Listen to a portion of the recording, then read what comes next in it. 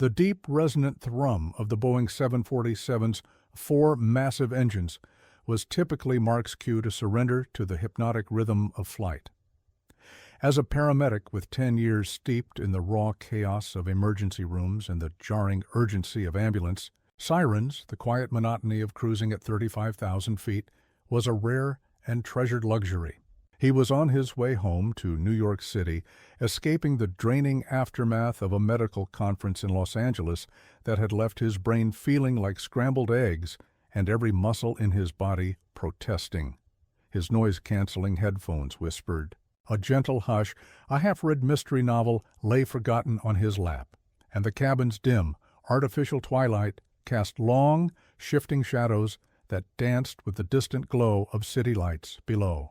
He'd just sunk into that blissful liminal space between consciousness and dreams when it hit. Not a gentle bump, not the predictable sway of turbulence, but a sharp metallic snap that vibrated through the very core of the aircraft, rattling. His teeth and jolting him violently awake. This wasn't the plane settling. This was something fundamentally, terrifyingly wrong. A low, unsettling murmur, like a disturbed beehive, began to ripple through the rows around him. Heads, previously bowed in sleep or absorbed in screens, snapped upright. Whispers, initially, hushed and inquisitive, rapidly escalated, tinged with a nervous, brittle edge. Mark's eyes, trained to dissect a scene in seconds, immediately locked onto the flight attendants. Their practiced, serene smiles, the comforting masks of professionalism, had vanished, replaced by faces etched with stark, unvarnished fear. Sarah, a young flight attendant he'd casually noticed earlier for her bright, almost effervescent enthusiasm, was now a blur of motion rushing toward the cockpit door. Her usually rosy cheeks were ghost white, and the way her hands instinctively gripped the beverage cart as if seeking an anchor before letting go and breaking into a desperate run screamed alarm. Then came the static-laced crackle over the intercom, thin and brittle, like a dying radio signal. It wasn't the usual calm, reassuring baritone of the captain. This was a raw, strained gasp, barely audible above the rising tide of passenger panic. Mayday, medical emergency, pilot incapacitated. Repeat, pilot incapacitated. The words hung in the pressurized air, heavy and terrifying, each syllable a hammer blow to the collective sense of security. Incapacitated. Cardiac arrest. Mark's mind supplied instantly, a cold, icy dread washing over him, stealing the warmth from his blood. The logical, disciplined part of his brain, the one that ran through emergency protocols with detached precision, was already in overdrive, even as a primal animal fear clawed at his gut, threatening to paralyze him. The cabin erupted. Screams, sharp and piercing, mingled with the guttural cries of terror. Children wailed, their innocent fear cutting through the mounting chaos with agonizing clarity.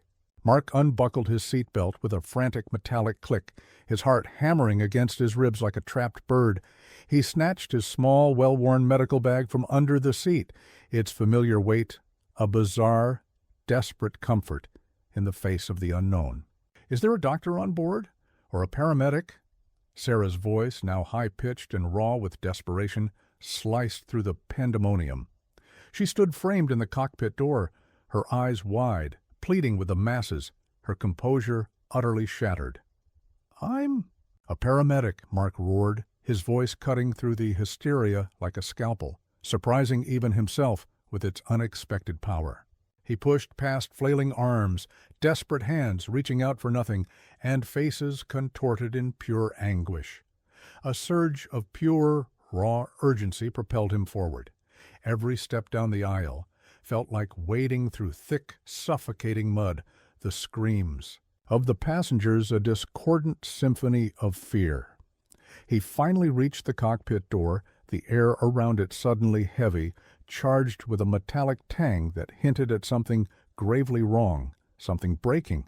Inside, the co-pilot, a young man who looked barely out of flight school, was grappling with the controls, his face a mask of pure, unadulterated terror, sweat plastering his dark hair to his forehead.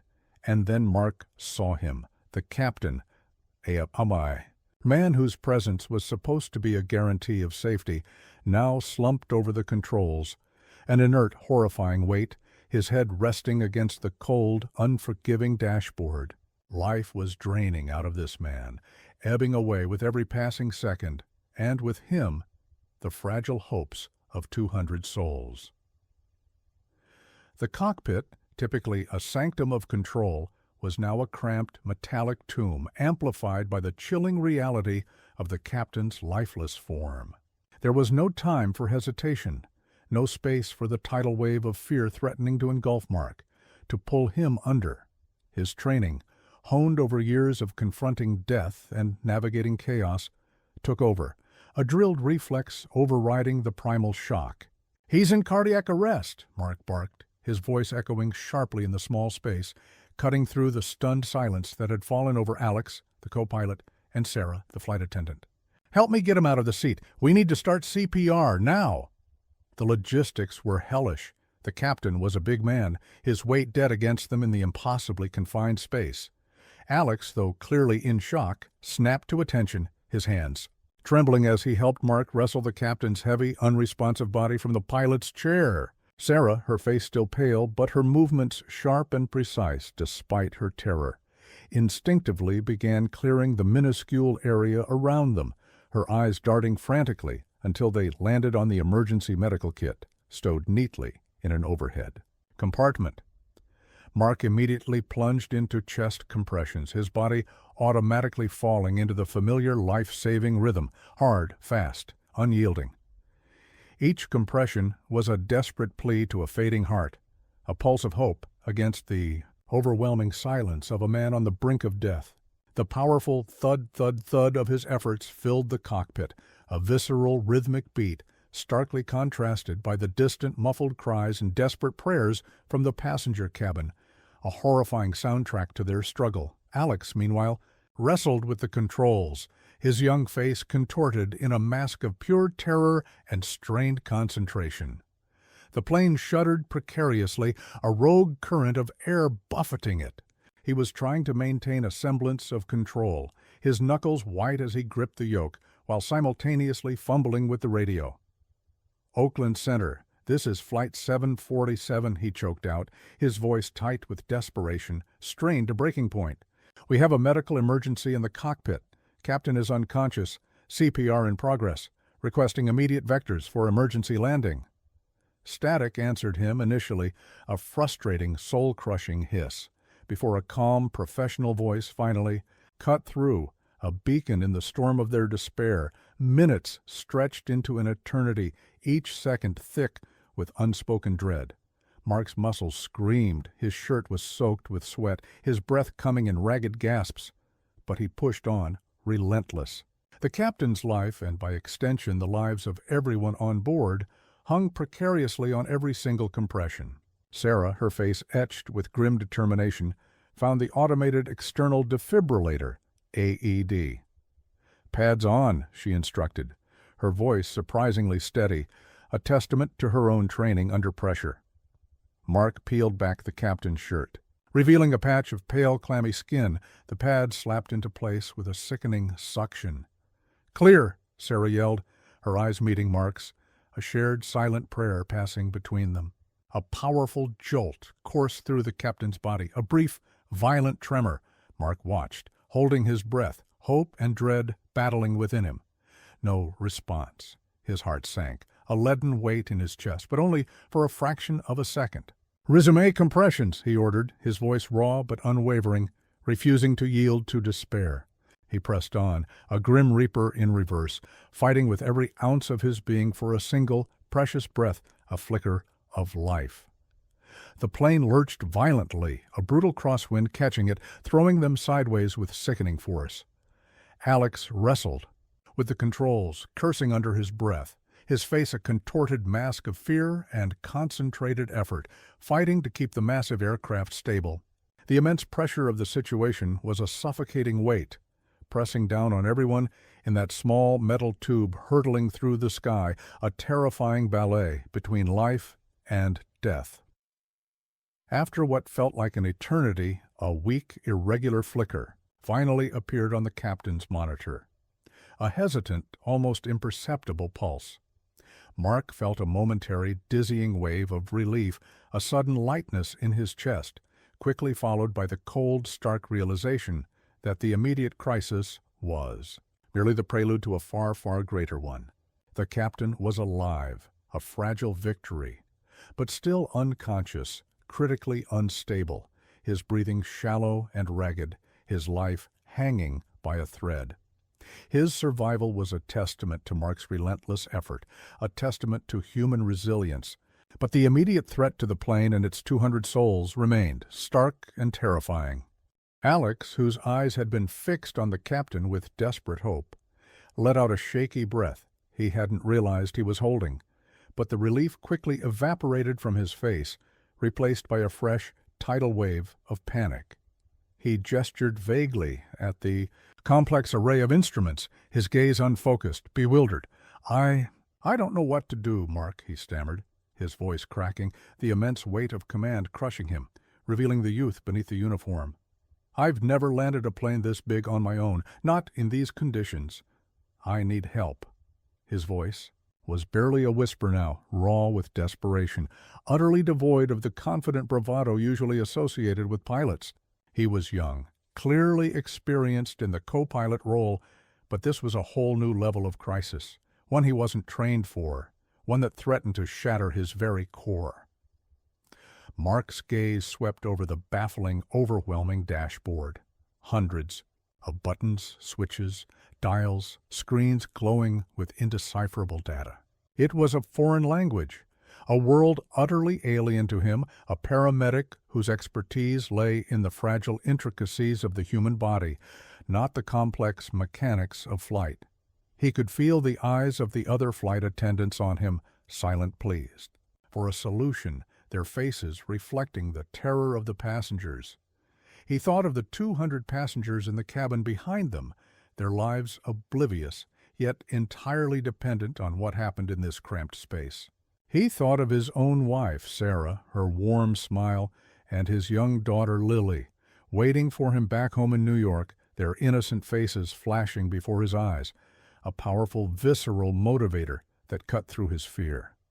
There was only one choice, impossible as it seemed, utterly insane to contemplate.